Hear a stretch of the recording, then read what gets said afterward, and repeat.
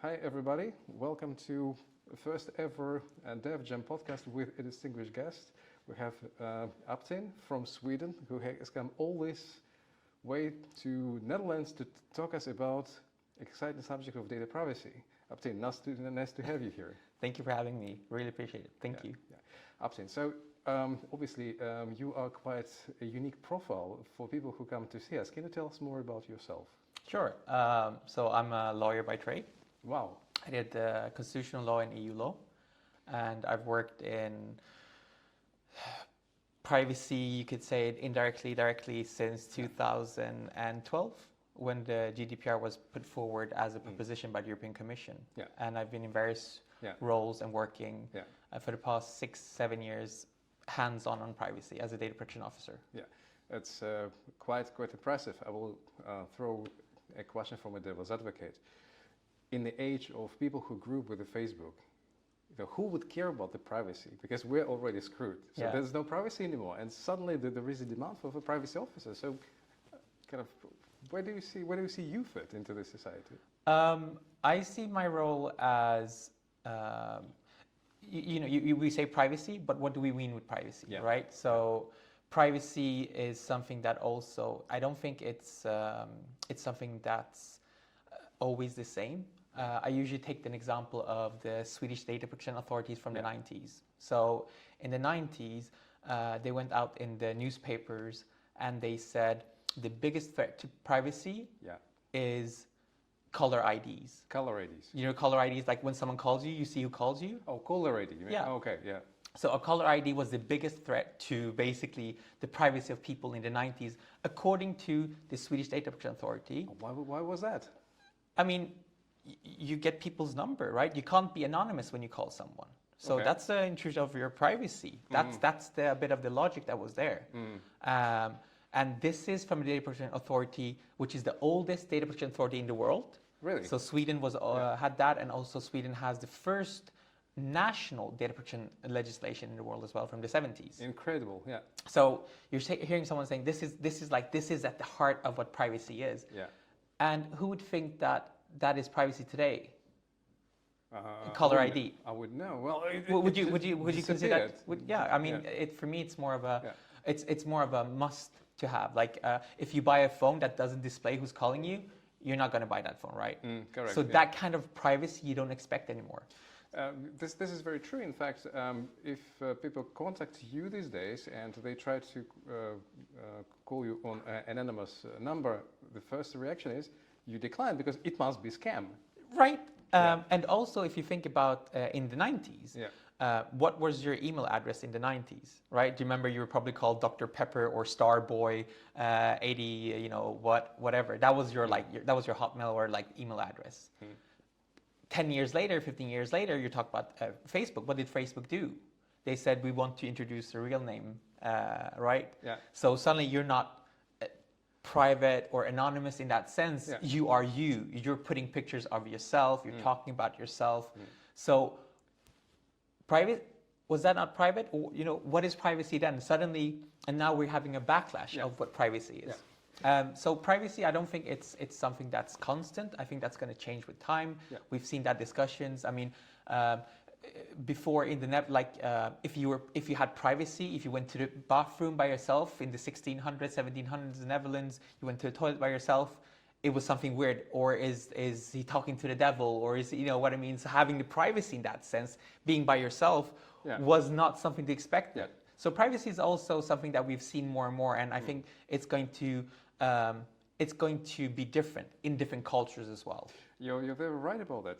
Let me tell you a story from my personal experience. I was once fined by, let's say, a company who didn't really master the keeping and collecting the data. So in fact, I got a kind of fake fine. But what was disturbing to me is that in order to do that, they had legal rights to request quite a lot of my personal information, and especially when you get things like your name, your date of birth, your social security number, your passport number, your address, the license number plate of your car. And that gets in the hands of people who actually don't know how to run IT. That becomes a bit scary. So, and yeah, you're totally right. The privacy is kind of always moves, and yes. And sorry, and just to interrupt you, I think you're touching on a really interesting part. And coming from Sweden as well, which has one of the most liberal legislation when it comes to access of documents, public records. So, if you would be living in Sweden, I could access when you're born, how much you earn, what your tax declarations were, where you live, how many children you have lived, who you live with. All those things are accessible to me or any other company. So I could access all those information. And so take that in comparison, so I can get all this information about you. While in, for example, the UK or in Netherlands, some parts as well, you don't even know who your neighbor is because there's no name on the door. It's just a number, right? It just says like, send this to door 15 in this address. You don't even have the name of who is living next to you. While me, on the other hand, I can get all this detailed information about you.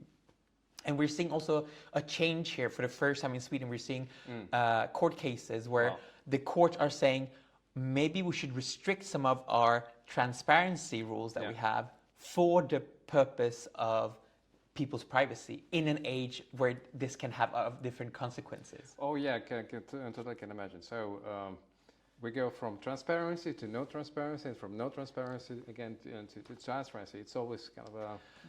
So as you know, my company's name is Trans Privacy, and I don't see them to be, in a sense, they're complementary to each other. They're not in conflict. I think you can be transparent about what is happening, but you also have to keep that promise. So I think there's transparency and privacy aren't necessarily in conflict, but I think they can be. I think they can be complementary to each other. Definitely, you know, my first encounter with this kind of privacy-related matters on the work floor, and we're talking about legitimate business working operations, was probably 2004, 2005. So scary many years ago. I was doing a project which was automating a fairly mundane office chores. And I was doing it, I didn't think too much about it. Well, kind of, it's like mail, roughly speaking, mail processing operation. So you have mailroom, you have a pile of paper per day, you have to look through it, do something with it, something goes to trash, somebody gets rubber stamps, somebody gets filed. Well, kind of a pretty common case, you know. And suddenly I got a visitor from a user who said, kind of, Alex, we have a problem with your application. I said, why? You know what? Your application shows how many mail items have been processed by a person per day. I was like, so what's the big deal about that? I said, well, you know what? My manager can use it against people because they can figure out how many mail items they're processing per day. And I looked at them and said, well, what was, still explain to me what is the big deal, because you have a mail, you have to process it. You know, as a manager, you need to know how many people you do. So isn't that kind of logical that as a manager, you need to know how many items you can process so that you know how many people you have to have in the workflow? I said, well, you know, we're concerned that we will see this as a backlash in our promotions, because if you have a list, then you can count, and if you are a not unethical person, you start comparing to a list, and you start putting in labels saying that, well, this person does 2 items per day more than this one, and this one is better performer than the other. I said, all right. So I was at the time, I think, in my early 20s, so kind of I didn't think too much about that. But then certainly, you know, as we see kind of the technology penetrated more and more and more, it starts getting even more kind of interesting. I can give you another very interesting example how similar. But I think but I think what you raise is such an interesting, and that also demonstrates the AI Act that is coming into force. So use of AI in the employment usages are considered to be high risk. Why would it be? So I mean, I think for the reasons that you're talking about. So first of all, I mean, it's you know, as an employee towards your employer, you're not in a very your relationship is not mutual, right? Yeah. You have a boss, you're under their pressure, and then what can he do? What can he do to you, right? So I think you're not at the same arms. So that also, you're very vulnerable as a person. So from a privacy perspective, data protection, you talk about vulnerable data subjects. Yeah. You talk about refugees, children, but also employees, because their relationship towards the person who has the data about them is not on guard, right? Yeah, and we're talking about employees within European context. We have very good legislation compared to some parts of the world. Yeah, and it goes in here, but also across the world. So, recently we saw in New York about automated decision making, where there are requirements on, if you want to use automated decision making for employments, you have to make sure that there are strict requirements when it comes to bias and discrimination and so on, and it has to be a third-party vetted system. So we're seeing a lot of things happening, especially in these scenarios where the impact of the individual is quite large. If you lose your job, get a promotion or not get a job, these have a real-life impact on your life. Definitely, yeah. So it makes sense in that sense. But if you don't get to buy, I don't know, a burger at McDonald's or at another chain, the impact is less, right? Definitely. But your work is important to you. Yeah, definitely. I did come across in the course of my career data protection officers and data privacy officers who were actually looking about, I wouldn't call it secrecy of data, but confidentiality of data, to make sure that, let's say, roles would get access to the appropriate information. Yeah. And now we're also getting into the privacy, which puts a bit of a twist. So we go from a confidentiality to privacy. Yeah. So what would be the difference, according to you? I think that's a very good question. So usually when you talk, they're not exclusive. I'm one of those who say you cannot have privacy without data security. Yeah. So I think you need to think about the confidentiality, integrity, availability of the data. Yeah. But there's also the aspect of privacy, right? Yeah. Sometimes it's more than just should you have that information. It's not about can you keep it confidential, can you keep the information, the integrity, ensure the integrity of the data or the availability of the data. Should you have that information about me? Why should you have that information about me? So that's what privacy is about, is should you? And if you do, how do you protect it? Right? So it's really the question, should I collect that data? Should I have that data? And in the world where we're moving forward with the technology development, I can collect vast amount of data about you, right? Yeah. Like from your gait, how you walk, how you swipe on your phone, your keyboard strokes and stuff like that. I'm talking, but even your brainwave and these things. Like I can read so much about you, but should I do it?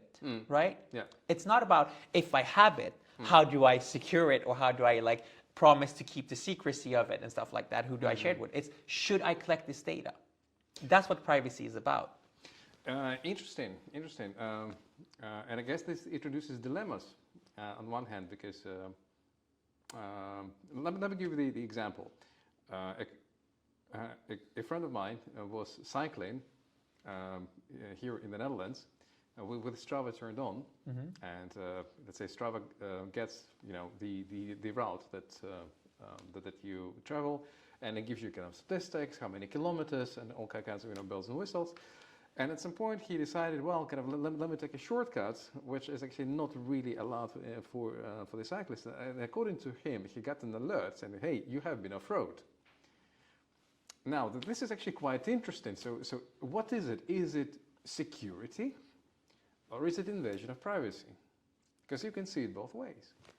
I think security is a complement to that. So it's supposed to give him, but you should still be in control of it. Yeah. I can, as long as you're in control of what you want to happen, that's fine. But there are also some things that the legislation comes and says you're not allowed to do it. So there are, in scenarios, for example, we say talking about coming back to the employer-employee, I think that's a very easy way. Yeah. There are according to the GDPR, for example, Yeah. you say that since the relationship between the employer and employee is not equal, they're not on equal stance, the employee cannot consent, as a rule of thumb, to the controller, to the employer, for the processing of certain data. So in that sense, I'm getting my privacy protected. You're not putting me in a situation where I have to out myself, right? But I can expose myself. I can put myself into danger if I want to. If we talk about the security, but the privacy of myself is something that I should be able to protect. And there's also an aspect of privacy that is, some rules are for the benefit of everyone, and we want to have rules. We want to have these things because we want to create ethics around it. Ethics. We want to create ethics around it. And the ethics are, as I said, the rules that we have around it. So if we introduce rules which would restrict your freedom in a sense, but they're also to your benefit. And I think it's the most simple example is, let's say you have a car and there's traffic. So the best thing would be for you to just, go to the other lane and go past the traffic and get there, right? That would be great. It would be beneficial to you. But if everyone starts doing that, then we have chaos, right? Correct. So we have to introduce these rules as well. We have to have these ethical rules where we try to make sure that our society works, our privacy is conserved in that sense. And this is a very interesting comment indeed. Ethics, I think, at the moment, a forerunner where the legislation is lagging behind, because technology develops at such a scale and such a pace that it's very difficult to put any kind of law around it. And what I very like about your comment is you said, well,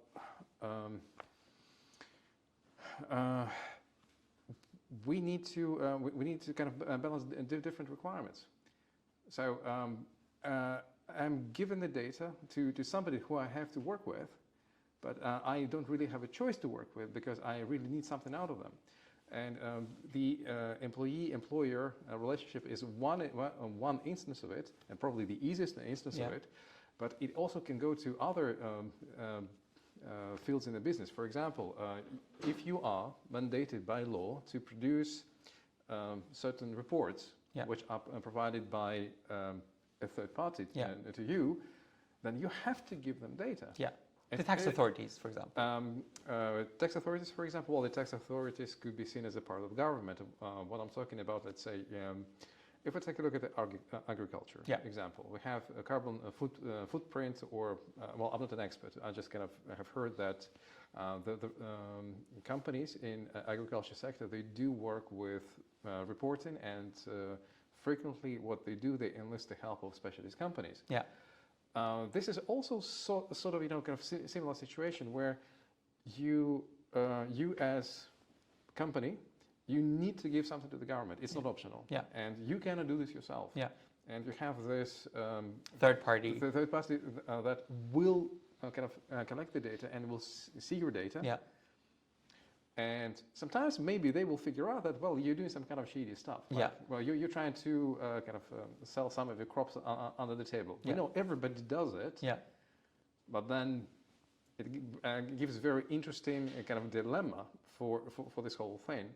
You give it to the third party sees that you are not kind of following the law to the letter. What should they do?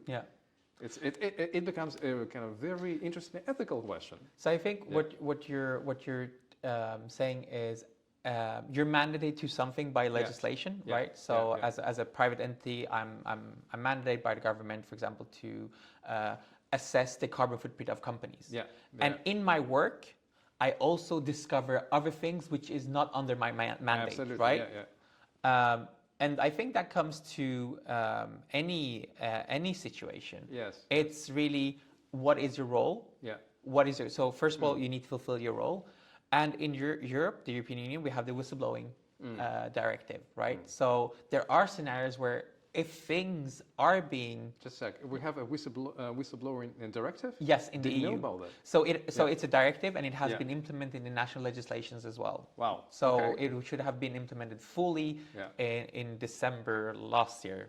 Okay. Yeah, across. So it was also gradual depending on the size of your company. So you should have whistleblowing procedures. So companies of certain size should be able, where employees should be able to whistleblow, but also customers. So for example, here we see that there's a possibility to whistleblow, but there's no obligation, right? Yeah. So here it comes, what kind of person am I? What kind of society am I into? And so for me, it doesn't become a true dilemma in that sense. It becomes more, where does my personal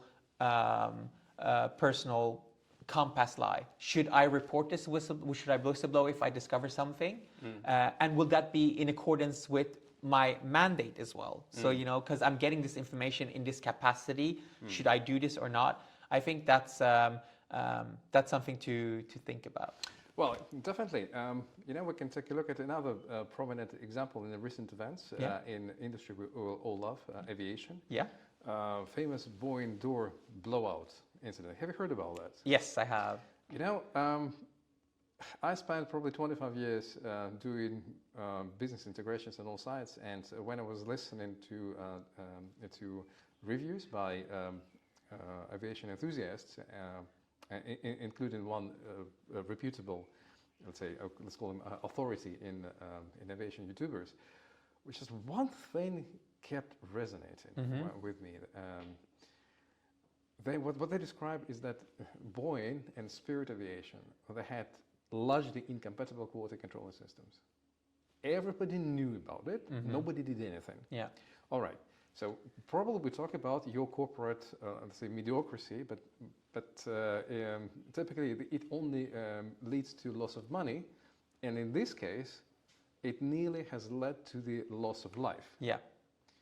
So, and this is where it becomes very difficult to say, well, is it ethical or is it becoming criminal? Yeah.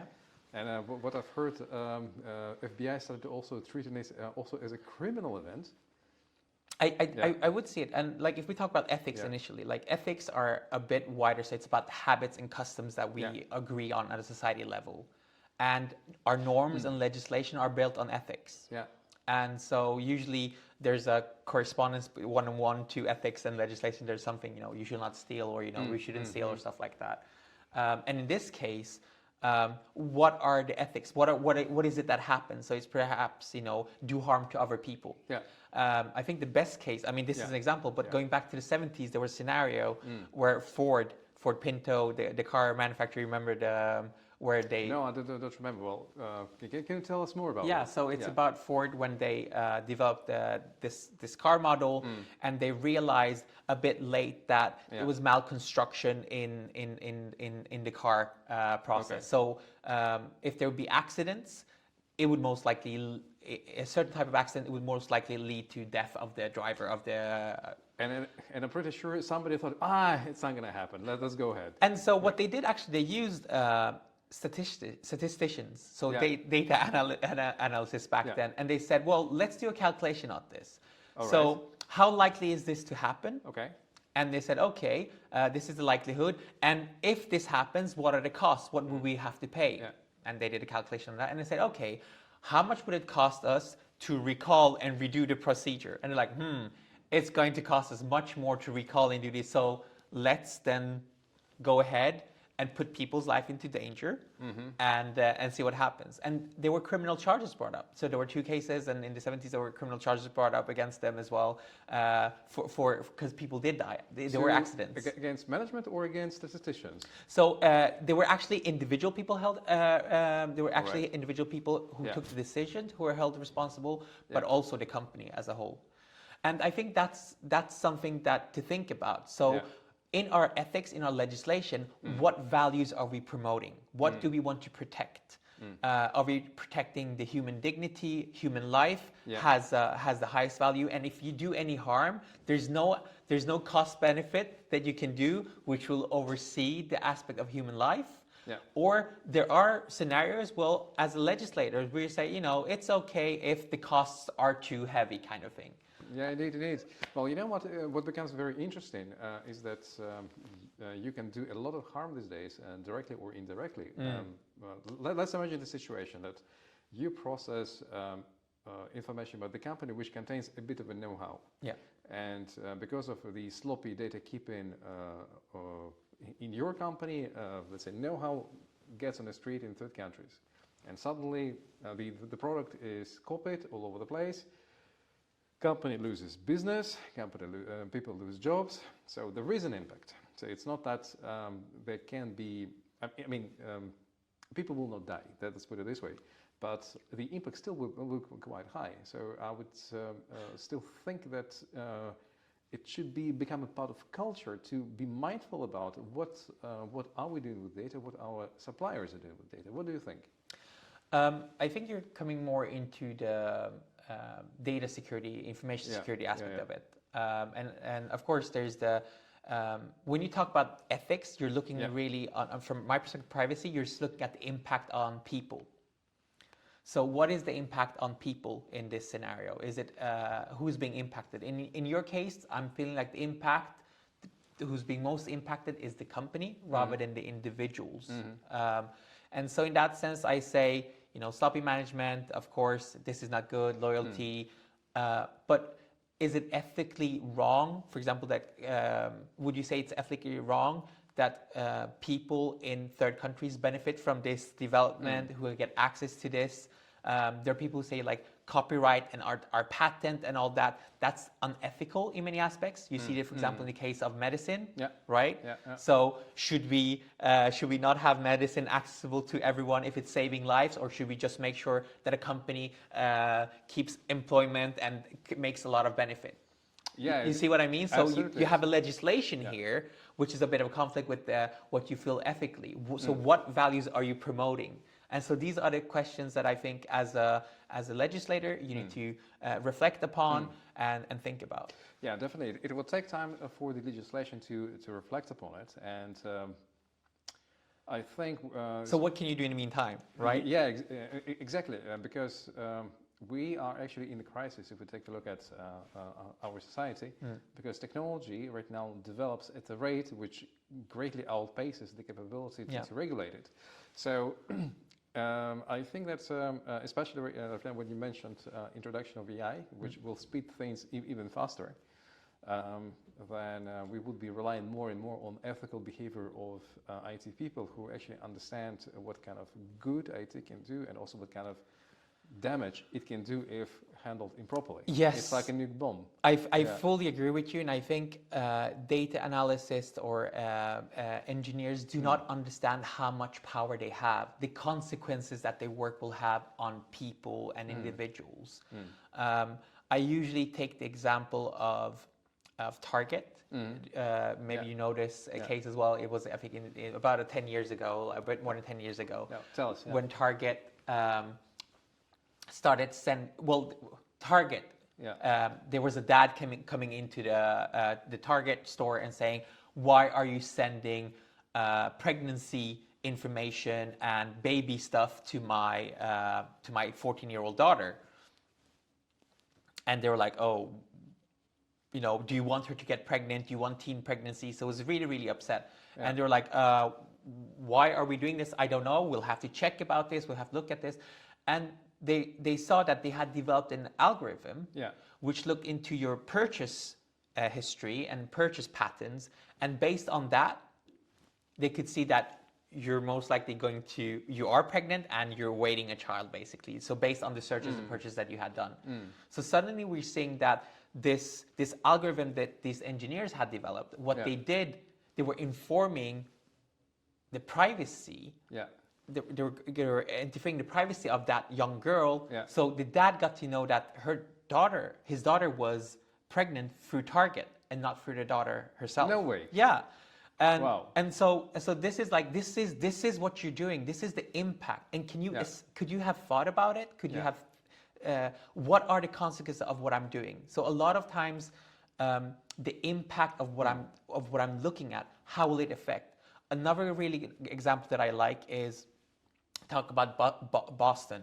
Boston, what they started doing is they started analyzing it's so if you've ever been to Boston, you know that it gets really cold winters and really warm summers, so the roads get a lot of potholes. Yeah. And so like, okay, we need to think really smart about our potholes, our budget is limited, we need to make sure that we put our money where it makes the most impact. And so they said, okay, what we do, we'll start collecting information from people based on their movement. So they said, hey, everyone, can you download this app on your phone and activate it? And when you go across a pothole, we'll get the data, and we'll, depending on how many people drive there, we'll put our money where it makes the most. Well, it sounds like, very smart idea. Right? Yeah. So this is back in, like, once again, a decade ago. So who would have a phone that can download and have those applications? I guess that if you talk about 10 years ago, then it was kind of a top 5 segment of people. It would probably be most likely wealthy people, young people, from a certain type of. They wouldn't be representative. Let's say. Absolutely, yeah. And so this is what happened. So what they had to do, they saw this. That we're getting data, and if we would just go on this, we would only be repairing streets where people who are wealthy, who are doing good, get it, and people who actually need it, we're basically discriminating based on income. And so what they did, they actually had employees, drive around and collect data to somehow balance out some of that wrong data that we're getting. But think about if they would have just gone on the base of it, they wouldn't have thought about that. That would have had a huge impact on people. So you're getting people who are disadvantaged, getting less from society, and people who have a lot are getting more from society in services. All of that, into incorrect computer model. Incorrect, but once again, I'm just collecting data and not thinking about the impact that this will also the impact how it will have on people. It's known in statistics as survivor's problem. If you know about that, in the Second World War, there was the analysis done by the British into the structural weaknesses of the airplanes that were flown into Germany, and essentially what they have seen, that the planes would return and have holes everywhere except in engines and around the cockpit. So what an average person would think, well, let's kind of strengthen kind of things where we see holes. And they were saved by the guy who said, well, actually, you're looking at it the wrong way. The reason why you don't see holes there is because those who get it there don't return. It's called survivor's error. Yeah. And later on, they figured out that almost all airplanes that were lost, they were lost only owing to the damage to the engines or to the cockpit. Yeah. So it's like, that's kind of maybe a different one, but on a similar train of thought. It's like, you have the data, be mindful of what you do with it. Exactly. Yeah, and the conclusions that you draw, right? Yeah, exactly. Yeah. It's a bit like the black swan. So all swans are white. Because we're based on the information that we have, and we're just looking on what we have here. Are we looking elsewhere what it looks like? So we're just looking at the data that we're getting in. Correct. Are we looking at the data that we don't have access to? Yeah, correct. Until we discover that there are black swans in Australia, right? Yeah, exactly. So before that, all swans were white. So it's really at what is your input data? What are you looking at, and how will that affect people? Absolutely. Which brings me to the very interesting question for you. Knowing how my brethren developers would approach the work, so they would kind of tunnel vision. I'm working on the code. I don't have anything to think. I get my user story. I'm gonna just crank it out and let's get it over with. So if we ask a poor software developer to think about data ethics or ethics in general about the works that he's doing, I would say, well, probably you're asking the developer to do too much. He's already having trouble. So yes, we do need somebody in an organization, maybe in a team, well, depending on, who is actually consciously looking into this. So like data privacy officers, the sort of people like you. Yeah. So can you describe your daily work? What is it that you do on a daily basis? So I wouldn't first of all say a poor developer or poor programmer. Okay, rich developers. I mean in the sense that I think the people I've worked with, they're highly intelligent. And I think they have the concept of understanding it, but sometimes it's about slowing down and not just seeing, and not, I think, just being an engineer trying to do things and just ask themselves, if I do this, what is the consequence? It's more about the impact. What are you considering when you do your impact assessments? Because you guys do impact. Like if I do this code for this, it's going to go quicker or not. But what is the impact of my work on other people, on people I know based on me? What would the impact be on me, kind of thing? So I think it's really creating those things. And how does that happen? So people like me come in and they talk with engineers, they have sessions with them, and that's what I do. So awareness raising, it's really about, because I'm one person, I can't be everywhere. So it's really about changing culture, right? Yeah. So how do you change culture? How do you change the culture of a country? How do you change the culture of an organization? The most efficient way is setting up policies, right? Because policies are normative, norms, legislations, they change how people perceive things. Like there are studies made to show, for example, if you introduce same-sex marriage legislation in the country, there's a change of people's attitude, becomes more positive towards it than before. So there are studies that demonstrate that by introducing these rules and communicating them, it changes the culture. So first thing, making sure that the policies are in place and awareness raising about them. And building it into the product management. So so the product development. So with my clients, for example, what I do, I work with I either work in Jira or whatever tool that they're using, they're working in. So we make that as part of the development process. And I'm involved, there's a continuous dialogue. What are you going to do? Do we do our impact assessment here? What have you done here? They have a dialogue. And it's really about having, what do you want to do? How do we do it as well, right? So for example, if we want to collect some type of data, how do we go around by doing it? Do we get it from a third-party vendor, or do we access directly from the individual? What would be the most ethical way of doing it? How would you have liked to? Would you like to have your data,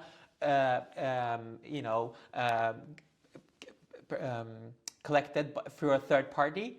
You as an individual? No, you probably. So why wouldn't we have the same approach? So we want to be able to talk openly about how we collect our data, how we protect, how we collect, how we protect, how we care about it. So that's where the transparency comes in, right? The transparency of the work that you do. You want to be transparent about what you do. If you're transparent about what you're doing, I think that's already says a lot about it. I like how you touched the point of a culture. After our previous meetup where we have met, I had a few people who approached me and said, Alex, I'm aware about that. What we do is probably not right. Ethical question. Right? So, and they said, well, it would be great if we improve in my sector things, how we handle the data, how we collect the data, how we process it, how we store it, how we share it, how we build derivatives, how we communicate derivatives. Yeah, but I feel like I'm alone. Because everybody else just doesn't care, because in our sector, things were this way for last 10, 15 years, and people treat it as the norm, which is, a false sense of security in the industry, that it changes every 3 years. What would you recommend for the guys who find themselves in this situation, that, they feel like the company needs to change, but they're way too low on the food chain, and they have good intentions? So how do they persuade others to start being more mindful about the privacy of the things that they used to be doing? So I think there are two things to think about. Is it Martin Luther King who says it, or I can't remember, but I will not remember the words of my enemies, but the silence of my friends. Right? So if you're aware about it and you're silent, I think that speaks highly of you. And I also think about the fable or the story of the emperor's new king clothes. You know that story, right? So the emperor, he's getting all these, and he goes out and everyone's like, oh, you have these beautiful, and then a kid says, but you're naked. And then everyone starts laughing and realizing this is wrong, right? So sometimes you can be that ignition of creating that change. Be the change you want to be, like seeing the world kind of thing. So I think these are it's easier said than done. But I think if you want to be that person, if you want to see those changes, you don't always have to be there are ways. Talk with a colleague first, or talk with your manager, raise this internally.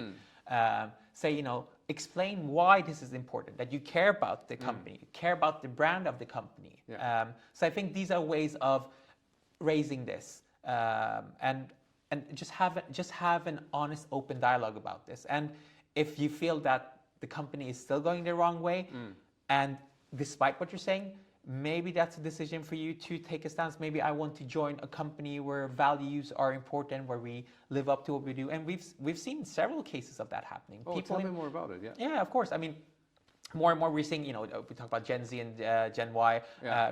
It's always about, I'm going to work for a company that has values which I can adhere to. I'm not going to work for any company kind of thing. So we're seeing that those things are important. And if you want to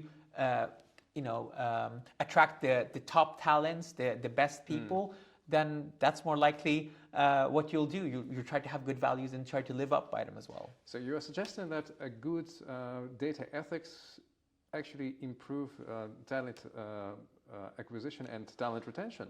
Without a doubt. Wow. I would say without a doubt. I think everyone would want to say what good they're doing. Everyone would want to talk openly about their work, how they're doing, and why it's good. I think everyone has that interest, unless who wouldn't want to say that they're proud of their work and how they contribute to the well-being, or that they're not doing things that are cringy and stuff like that. I think anyone would want to do that, and you want to do that forever. Would I change? Would I go to a company that pays more, but I'm doing something unethical? I wouldn't personally think so. Maybe it's just me being naive, but if there are those kind of people, then the legislation is there for that as well. Yeah, well, actually, there is a truth to it. And now that you say, I remember, as a professional who is on LinkedIn, I'm harassed at times. Contacted by people who ask me, well, do you want to come work for us? And so sometimes I respond to them saying, hey, tell me more about it. And I remember one question that a person asked me, what kind of industries do you not want to work with? And it was like just completely out of the question. So I said, what do you mean? And then the person said, well, we have people who said, I don't want to work for automotive sector because they kind of contribute to CO2 emissions. Yeah. I was like, wow. Well, that's a new thing that is happening in the world. So actually, people don't want to work. Yeah. And we talk about IT because of course, kind of I'm probably from the old generation. So it's interesting. It's interesting what you say. That it's actually more widespread than I would think it is. I think it is much more spread than it is, and maybe more in some cultures than others. But we're seeing this awareness. More and more, and the ethics goes beyond the anthropocentric aspect. We're looking at environment. You're talking about carbon footprint, right? It's not only about what I do, how I treat my employees, fair labor ticketing, but it's also how am I going about, what impact do I have on the environment? So these are the things that we're looking at. Should I pay €1 extra per kilo for the tomatoes, or should I buy the ones that are coming from a distant place where the impact will be higher, and so on? So these are the things that we're also looking from a customer perspective, but also from an individual perspective. Wow. What do I want to do? Yeah, definitely. And if I come back to the crux of our discussion, so let's imagine we are being watched right now by a person who is passionate about the company and kind of thinks that people can improve, he can make a change. So where should he start? So we can talk about policy, we can talk about a change in governance, about implementation, about compliance auditing, or about the culture itself, which then will influence policies and everything else. So let's assume I have a friend who realizes that, maybe they are collecting way too much data and sharing it, kind of oversharing with third parties, and they're not really auditing how their third parties are actually going about with data, with the storage, etc. Where this friend of mine should start? I think the first place to start is going to who's responsible internally. So you have someone, and you can raise awareness. These are concerns that I've encountered. These are concerns. These are valid concerns for this and this and reason. We have our data protection officer who can help us with these kind of things. So there are resources internally, and I think also being perhaps constructive is very useful, because a lot of times it's not appreciated, the fact that you say, don't do this, but we should do this instead. So I think also being constructive is very important in whatever we do. We want to come up with solutions, not only problems, right? So yes, we do have this problem, but I have a solution. This is how we can move forward. And you can develop the solution together with a colleague or with your data protection officer or someone else. So I think conversation, talking about it, setting up specific, so how will we measure this? So today, if we're doing this, what do we want to achieve? And how will we measure if we've achieved it or not? So I think that's important. And set a timeline as well. Go back to it. Maybe you'll achieve only 75%, but 75% is already better than what you were before. And maybe from the 75%, you can do the 25% in a year or two, but at least you're moving towards and you're creating that change. Yeah, exactly. You know what? What I think will happen in, let's say, your average companies, after you are successful pitching this, you'll get one interesting feedback. It's too difficult. Yeah. So what do you do then? Yeah. And this is why I think difficult is sometimes that's what's fun with engineers. What I like about engineers, they like solving problems. So there's like the amount of work, which I understand, but if you make it interesting enough, how do we solve this? And show also to the business why it's a business advantage. So a lot of times I demonstrate to my clients how what we're doing is putting us like 2-3 steps ahead of competitors. Why we can perhaps charge more because we're a premium product, we're a premium service compared to the other ones. And this is also, yes, of course. And this is also a consequence of the legislation, right? So we're saying if you're procuring this, for example, if you're procuring something, the company has to be able to have the carbon footprint certificate, right? If you don't have it, you're probably not going to get any this type of company. You probably only get from small and medium companies. So this is also, if you go to big companies, compliance can be super important for them. And so you want to go to enterprise, big companies, this is going to be a requirement.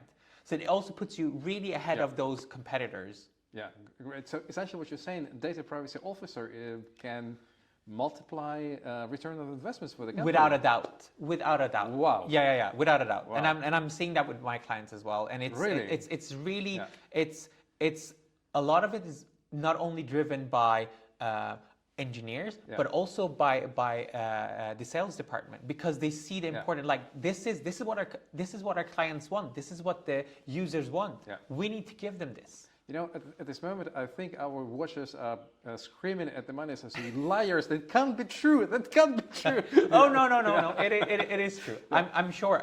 If you look at, and if you see, especially at public procurement, which is a big part of the economy, especially in the EU, but for big companies as well.